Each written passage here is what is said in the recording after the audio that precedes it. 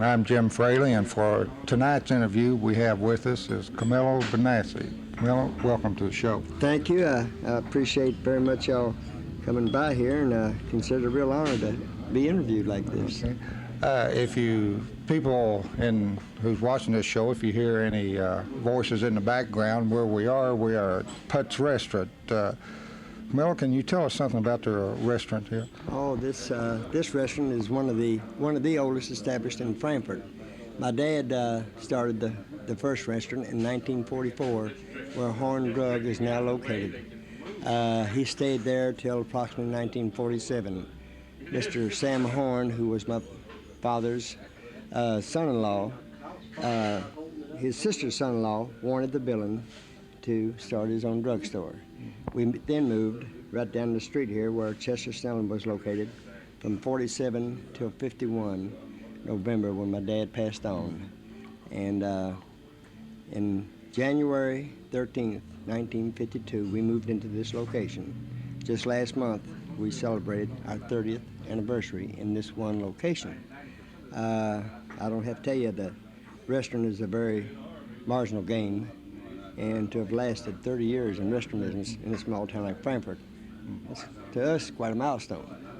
And we've had ups and downs, but business right now, because of my family's urging on, we've pushed our Italian foods, which I think is as good as you'll find anywhere. Business for the last year has been the best in 30 years. And it seems very rewarding that we're able to do this and progress as we go.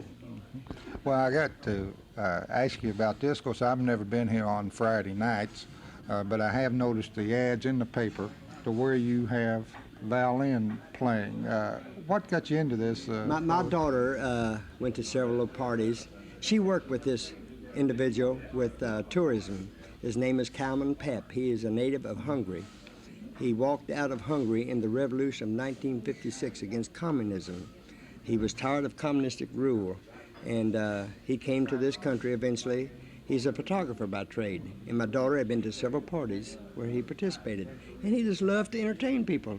And one time my daughter says, "Dad, why don't you say something to him? I bet he'd love to come down and play for you." I said, "You wouldn't have to pay him an awful lot. Try it and see how it goes." And it has really mushroomed business.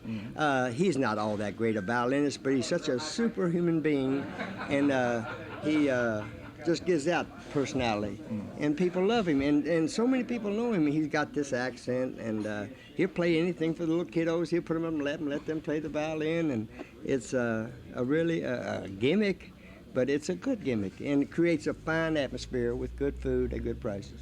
That's what it's all about. Well, we're going to have to come down here one of these Friday nights. I love to listen to violin music myself. He'll play more. If he doesn't have the music, if somebody requests a song, he'll go buy that music. Next week, he'll have it. He's accumulated a stack like this, and he can play. But when he gets into his native language and native songs, he play those. He doesn't have to have his music sheets. And, man, he gets a pat on his feet and everything. He just flat has a ball. Well, you know, Carmello, I'm going to say something that I usually tell people.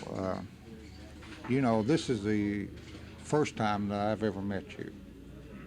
That, of course, I've seen you around. I've seen you on television with during your magistrates meeting, which we'll get into in a little while.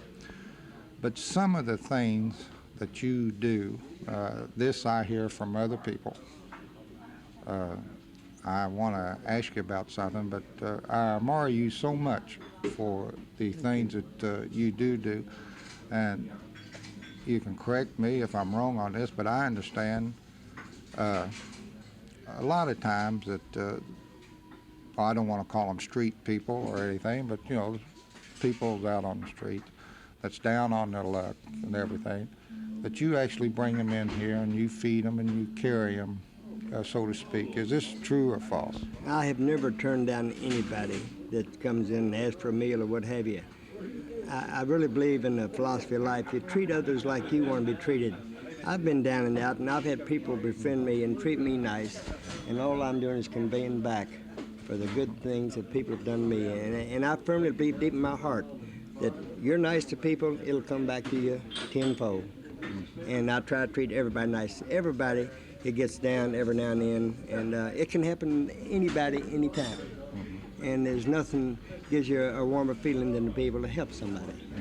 That is a whole lot of, with my magisterial chores with the county government. I love people. If I didn't love people, I wouldn't have lasted in this game for 30 years. I enjoy being around. I couldn't sit at a desk. I tried. I was with the state for 18, 19 months as an accountant. That is not my game. I love people and being around them. And with my magisterial chores, I have a lot of calls. And anytime I can do something for somebody, it just gives me a good, warm feeling. The masters get paid pretty good right now. To me, that is just a plus. Because I enjoy the involvement with county government, being part of knowing the trials and tribulations. A lot of people are not aware of how many trials and troubles we have with government. Right now is a hard time. Economics are hard. The budget's tight. But last week we had a meeting for 5 hours on budgets for the 3 different fee officers. But that is all just part of it. And like I say, whatever they pay me, I don't care what it is. It's all a plus. Another one that I heard about, and I'd like for you to comment on, I understand there was 2 people who was more or less thumbing someplace, hitching rides to back home or something like this, and you brought them in, you fed them. You also took these 2 people to your home where they stayed all night. I understand that a year later or something like that they sent you a real nice Christmas present or something. That was really something. We had just returned from one of our trips to Mother's homeland, and we hadn't been back in business maybe a couple, 3 weeks, and this young couple came in, sat in the first booth there, and they were real tan and trim looking. I looked outside and there was 2 bicycles. They had ridden their bicycles all the way from San Diego, California, by the way of Chicago, headed for North Carolina. Well, I got in conversation with them, and later on in the evening, the wife asked them where were they staying, and they said they wanted a campsite. And we said, gosh, you don't need no campsite. Says, we got room. My kids are all gone. The wife's kids and I, they're all gone. So we got plenty of room at the house. Come on out. And this all goes back. My 2 daughters were in Europe a few years ago, 4, 5, 6 years ago. They were in a van going across the bottom part of France, and their van broke down. And it was an old van. They just paid $250 for it, and they'd put 4,000 miles on it, so they got the money out of it. But the van broke down. They got all their belongings out of the van. It was hitchhiking to Spain. And an old French farmer come by, saw the 2 young ladies there, picked them up, took them to his home, fed them, kept them through the night. Next morning, took them to the train station to get them on the train for Spain. They did not have enough money in French currency to buy their tickets. He gave them that money. That always really impressed me, and I knew that somewhere along the line I could return this to some other young couple. Now, this young couple that came in there, they weren't run-of-the-mill people. This young man was a graduate in chemistry from the University of California. He was going to North Carolina to get his master's. His little wife was also. This trip they had was just on a bet. They had a couple months in the summer, and they rode clear across the United States on bicycles. And at Christmas time, they did send us a nice, out to the house there, my wife gave them some cheese and some salami, and she mentioned how much she liked cheese. And from Philadelphia, they sent us the nicest package. And it was really touching that they did this several months after we befriended them. And we've received several nice letters from them, and it just gives you a good warm feeling. Okay. Let's go into your restaurant business here. I don't know where to call you, a squire or what, but who does your cooking here in the We restaurant? have 2 cooks. We have William Mason Bell, who's been with me. We've been here 30. He's been here almost 27 or 8 years. He started out as a dishwasher, and then graduated up to my grill cook, or short order cook as I call. We used to have George Harrington. George Harrington worked for my dad before me. He retired, and then passed on, and Mason took his chores. Mason makes all of our cornbreads, cooks all of our fresh vegetables, our chicken pot pie.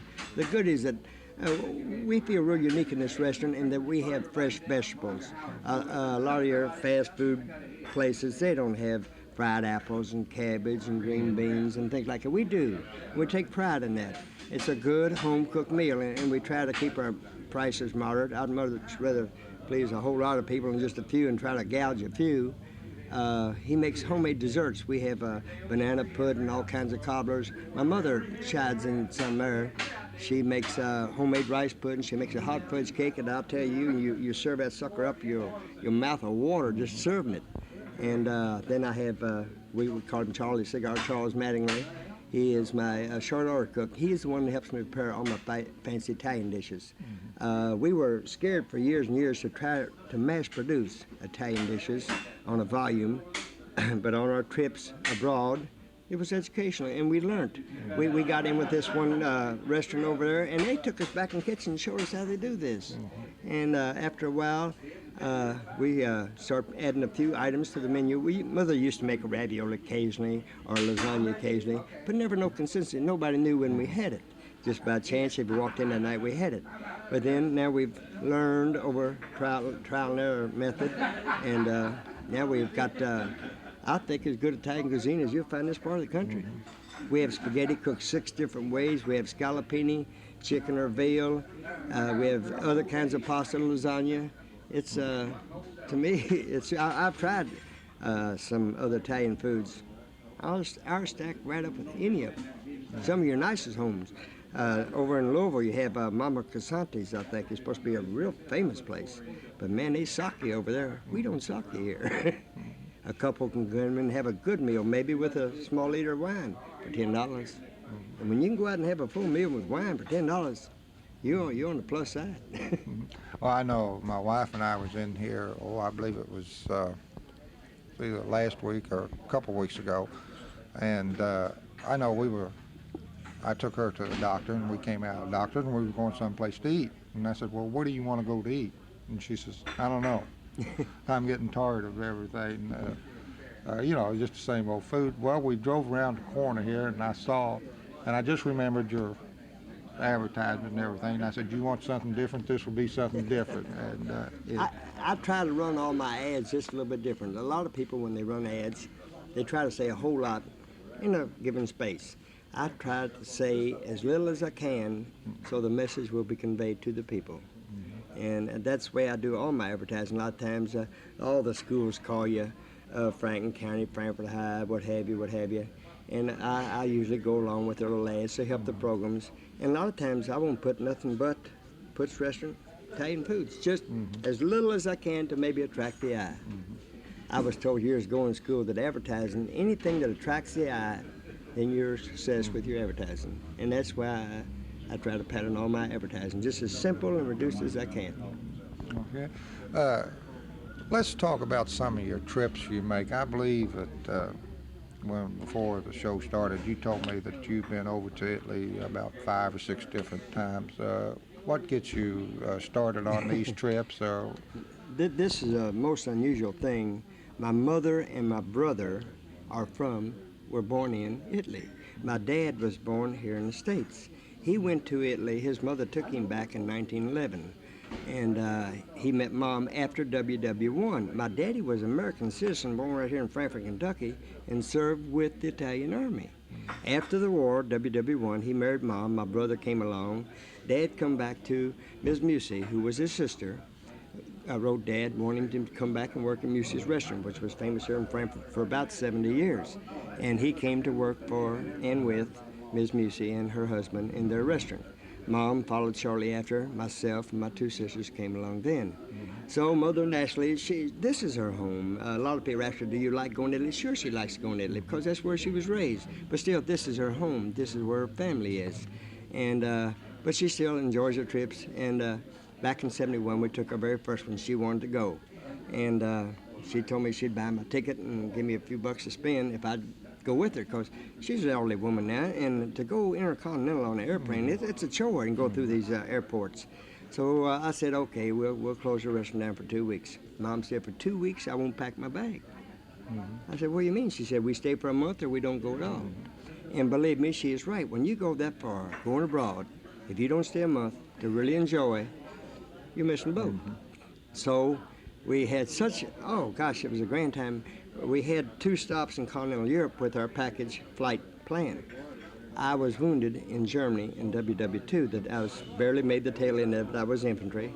And my wife and I, on our own, flew into Germany, and I went to visit the little town I was wounded in. I didn't find the building I wanted, but I was in the immediate area, and I had been there. I've always had a thing. I just had to go back and see that place in a different light. And then after that, we went on to Paris. Now, a lot of people are fearful of going abroad. Now, I can speak no foreign languages, but you get by. I know a few words of Italian, but as far as carrying on a conversation, I cannot.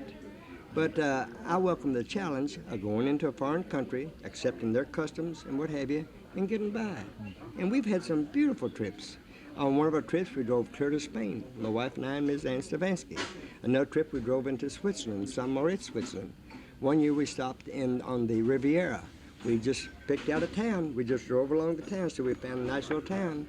It was San Remo, which is right next to where Grace Kelly and her husband, the prince, live, you know. Gosh, was it beautiful. And a lot of people cannot believe. This was in '76 we had that trip. We stayed in a pensione for $15 a day. That's board and room. And I mean, they give you 2 full meals and your continental breakfast for $15 a day. Now, the rooms are not like the Holiday Inn, but they're clean. They're nice. And when you go on a trip, how much are you going to be in your hotel room anyhow? They have television in the main lobby. So, for $15 a day, oh, they've got inflation in Europe now. I imagine it's up to $20, $22 a day now. But gosh, where can you go for eat 2 meals and have a hotel room and breakfast for $22 a day? I love play golf too, and I play golf 5 different courses in Europe, and they do not have municipal courses in Europe. In fact, you have to look for golf courses. And every golf course I played is real old and antiquated, and just a super golf course. I really, particularly the 2 in Switzerland I played, they were right, so picturesque in the bottom of a valley with hills, mountains with snow on them, and little streams running through them, like a fairy book. Well, I'd like to talk about some of the things that you brought back with you. Yes. If Jim can come in here. You was telling me, would you explain exactly what this is? This is Italian calendar. It's got the month, the number of days, and the day of the week. We bought this on one of our trips to Venice. The day is February the 2nd, Tuesday. Now, like I said earlier, I don't know Italian all that well, but I do know Sabato and Domenica is Saturday and Sunday, so I can get my days straight. And in the months, it's very something else how they're so close to our language. It's just that they're pronounced different. Particularly when you get over September, October, November, December, you turn the ER around and you got almost the same spelling exactly. And we also, up here, we have these 2 pots. Now, my wife, she's quite an antique collector. She got those in St. Moritz, Switzerland. Up the top there, we have 2 skillets. They were, she picked those up when we were in Germany. We have 2 molds, that one and the one over here. In fact, the one still has 8,000 lire on it. At the time, I think that 8,000 was something around $10 for a nice copper mold. And like I say, you can see some of this stuff around here. My wife, she is a real antique bug, and she just really enjoys picking up things. We packed them all over Europe through our bags and everything, but it's all worth it. Well, what's this right here? Was That's this picked nothing. up overseas, or? No, that's just a little figurine. My wife, she loves to go to these every time they have a yard sale or any kind of antique shop. Boy, she just frequents them all. And she says you have to work at some of this stuff, putting it up. She didn't just put it up there. She'd put it up and tried, didn't like it. My daughter, who's an artist, they all run the same vein. They come in, they work, they'd stay by themselves for 2 or 3 hours and rearrange until they get it just like they want it. Well, I got to ask this, the elephant. Of course, I have to get that elephant in here some way. My wife bought that at some antique place here in town. We had it out to our house for years, and she said we're missing a boat by not having an elephant here in the store. And it's just perfect for a little growing vine like she's got. Just decorative conversation piece is all it is. This the black sideboard, I think they call it. She bought that somewhere. I think she told me $8, but she snickered when she said $8. This is a real collector's item. that big piece there. They used to tear them up and throw them away for kindling wood. Now, golly, they're worth 10 times their weight in gold almost.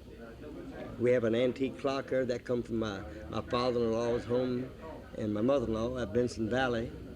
They had a big rip-off out there not long ago, and that one of the possessions that the robbers didn't get, so we brought it down here for a little safekeeping. If you'll notice the picture over there, the series of pictures in a group, my wife was so downhearted at Christmas time. She had 5 old, real old Christmas cards in there. And can you believe someone took that down and stole 2 of her Christmas cards, took the back off right here while every business was going on. So we kind of try to watch, but those things do happen occasionally. On your walls over here, you got some paintings. Is there anything Yes. about these paintings? My daughter is a graduate of Eastern Kentucky in art, and these are some of her works.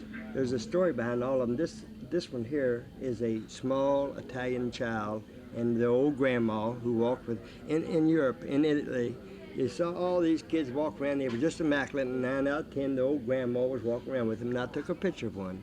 And my daughter painted this from one of my snaps. The other one was my wife's uncle, John Will Cook, who recently passed on. That's a picture of him when he was a young boy. My daughter, even though she's an artist, they have to live. She's now living in San Francisco hanging wallpaper. she loves it.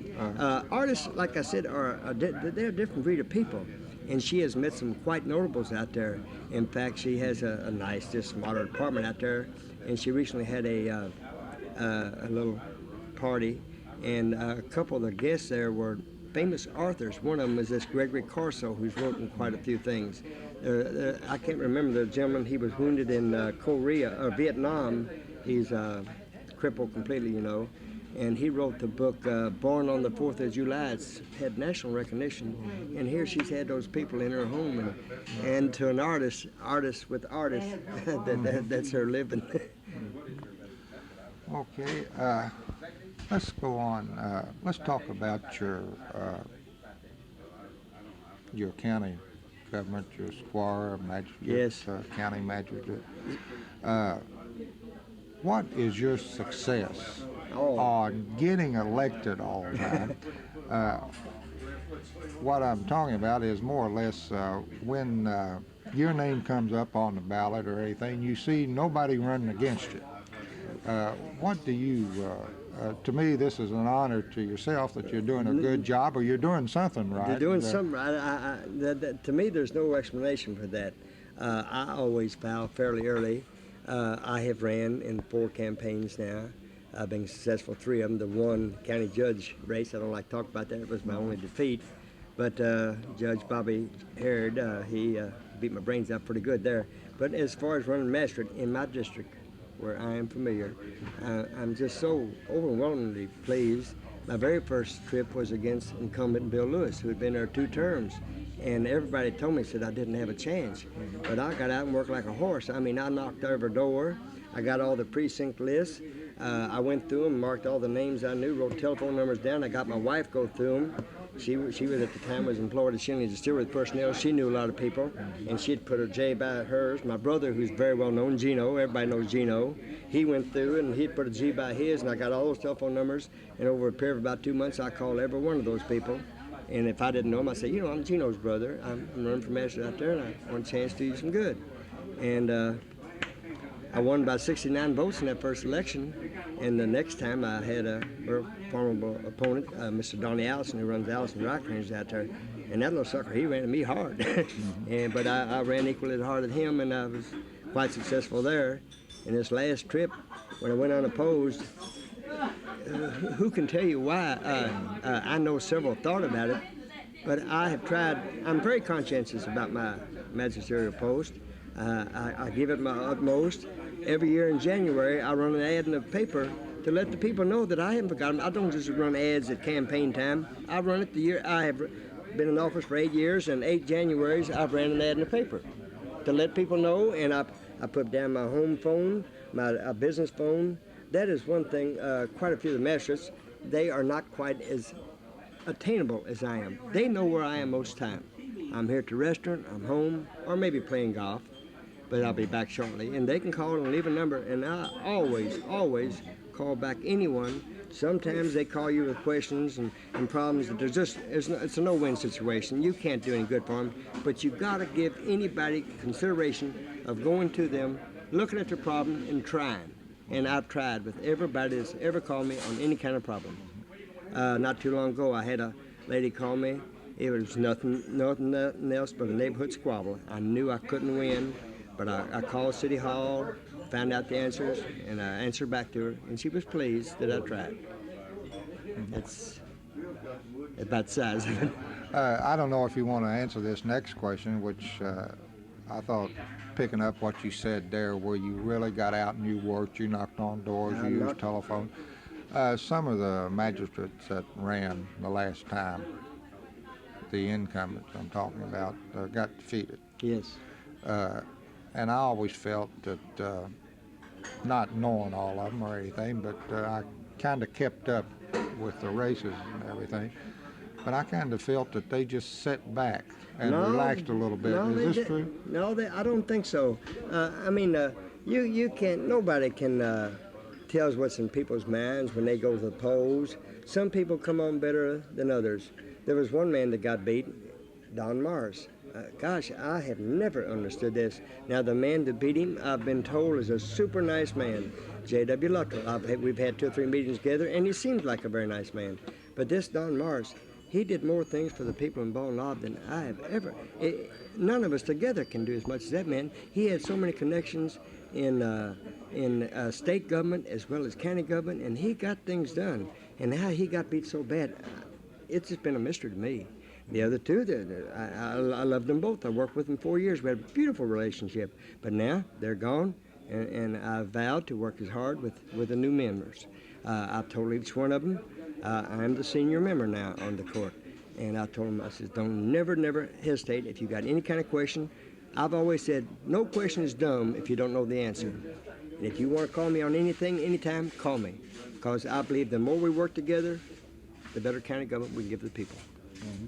Well, you know, I've always said in Frankfort, of course, I'm not originally from here, but I've been here since 1970, and keeping up with the races and politics in Frankfort and everything. I've always said there's about 3 people you do not run against in Frankfort, Kentucky.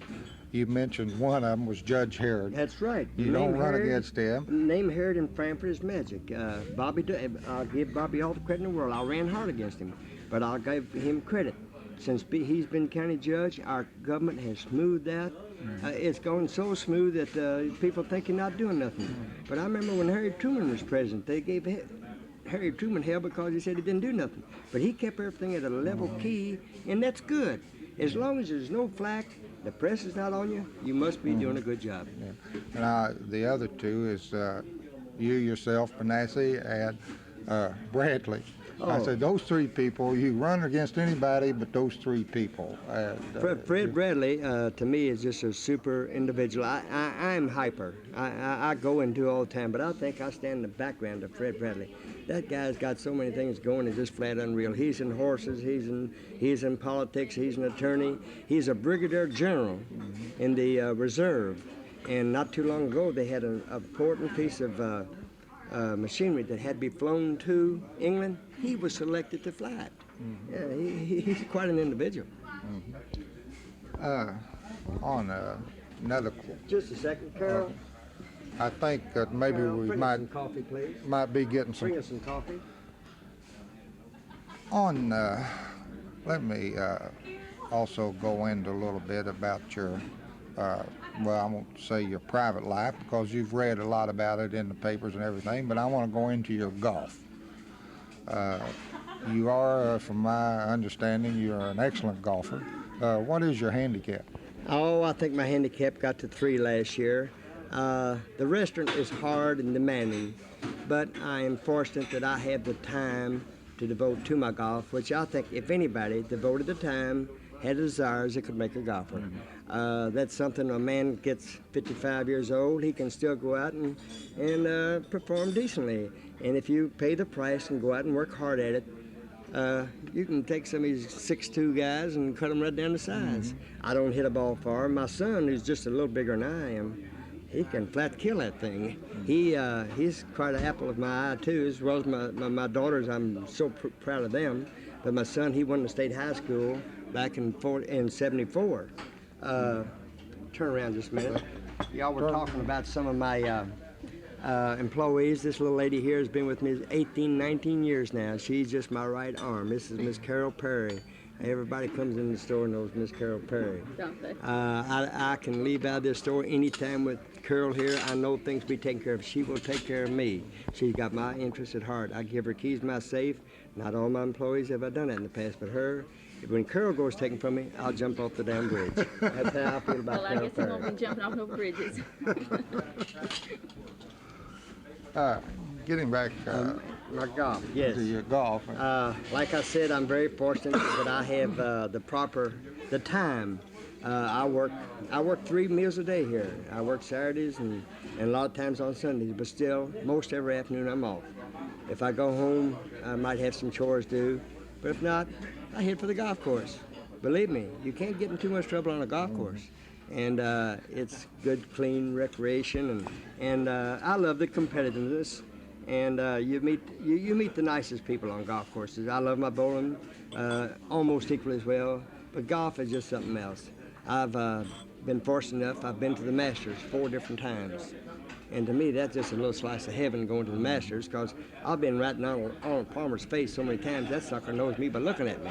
And Jack Nicklaus and player, and the new players that are dominating the tour today. The Masters golf tournament is set up for the spectators. They build mounds. They've got stands. One person can sit in one stand, sit in a stand and watch hole on 3 different play on 3 different holes. It's to me just the ultimate in golf. how many times do you play a week? How many days in a week are there? That is, unless I catch a little static at home. And believe me, my wife is justified. I'll admit to that. She gets on me occasionally, and she's right. But unless I'm too tired or what have you, if I don't play, I might go out and practice chipping and putting for half hour or so. Like I said, I'm not a long knocker, and it takes that little touch to separate those from the are and those that are not. How many tournaments have you won? I noticed, I ever read where you, have you ever won the Daniel Boone? Or? No, I've got to play in it one time. I've won the city championship twice. I won the Whippoorwill Club Championship one time. That's 3 championships. The last time I actually won a championship by myself was all 7 or 8 years ago. One of my buddies in there not long ago was kind of chiding me. Said, "Oh, you're an old has-been." But I said, believe me, a has-been beats the heck out of being a never was. And it's 3 titles I've got, and they can't take those away from me. When you get a little older, you're not quite as proficient as you are when you're younger. It's a young man's game, but still we can have our fun too. Last year, the son and I won the father-son tournament here in Frankfurt. Gosh, we were real pleased because we had some real competition. The Vernons and there's quite a few real prominent names whose sons are real good too. And but my son and I won the local. We went down to Bowling Green and played in the state. He played quite well. His dad let him down though. It was of course a little long for me, and we had to play the ball down. But I enjoy it. Anytime my son asks me to play with him, I feel good because he strikes the ball so good, and I can hit it where I want it, but nothing like he does. In other words, does he beat you quite a bit? Oh yes, and that to me, I feel good about it. If I can get close, I have beat him in several tournaments. If he slips a little bit and I'm extra hot, I can take him on a local course that I know like the back of my hand. To go to a longer course, 99 out of 100 times he'll take me. You know, you said that your wife gives you maybe a little heck every once in a while Oh, for yes. playing golf. Does she play golf? Or? She used to, but she got away from it, and I've tried my darndest to encourage her back because, like I said, you meet the nicest people on golf courses. And the little lady, she got a fine swing too. She strikes the ball real well. She was in high school. She was a cheerleader. She played volleyball for Elkhorn when they had. She had about 8 or 9 stripes on her little high school sweater. She's real proud of that. She's quite a little athlete in her own right. Well, we only have just a few more minutes. Let me ask you this. What is in the future for Squire Benassi? I've always lived with the philosophy, live today. You live today, enjoy today. Tomorrow, last night, or just a little while ago, a good dear friend of mine, Bobby Posey, passed on. He had a heart attack. And to me, that's what life's all about. You don't know, anybody can go to doctor with heart trouble or anything. The doctor will tell you that the doctor might not be here tomorrow to take care of you. You don't know. And if you enjoy the fullest of every day and take the most out of today, don't worry about tomorrow. Tomorrow's not even here yet. You take care of today, you'll be there. That's I base my whole philosophy of life on that. I try to enjoy every day. Today, right now, this minute right now, this is the time that counts. Me sitting here talking to you, Mr. Jim Bill right there. This is what it's all about. That's a good philosophy It of is, life. and I think that in the long run, if more people really looked at it that way, they'd be happier people. Enjoy what you're doing now, because this is what it's all about. One last question. What is going to be the future of Put's Restaurant? Is your Well, son going to take it over, or is it going to be That's- kept in the family or anything like this? I would love to, but that is his decision. All my kids, they've not done great, but they've prospered very well, and I have never tried to. A lot of people on my son's golf said, "Boy, I've made a fine golfer." I had nothing to do with his golf. I made it all available for him. Everything he did was strictly on his own. My one daughter's a nurse. That was her own decision. In fact, I kind of questioned it when she told me she wanted to become a nurse, but she's a fine nurse. In fact, she's in charge of all the surgery down in Bowling Green King Daughters Hospital, parallel to this one right here. And my other daughter, well, she's done well. I never have tried to influence my kids. I might try to push them a little bit, but it's their decision all the way. I don't want my kids come back at me later on and say, "Dad, you gave me wrong advice." My dad didn't give me advice. He kind of pushed me towards something, and it's up to the individual to grab all the reins and go on from there. Well, our time's just about ran out. And Squire Benassi, I really appreciate you giving us the time to taking a little bit of your time for this interview. I feel quite honored and really a pleasure to sit down, and I know sometimes I get rattling off too much and all that, but that's just me. I love people. I enjoy talking to people, and sometimes you want to come in and swap a story with me. I'll talk with anybody on anything. Well, I will say your philosophy of life is very interesting to me. And this is Jim Frailie for Cable 10 saying good night. Thank you. All right.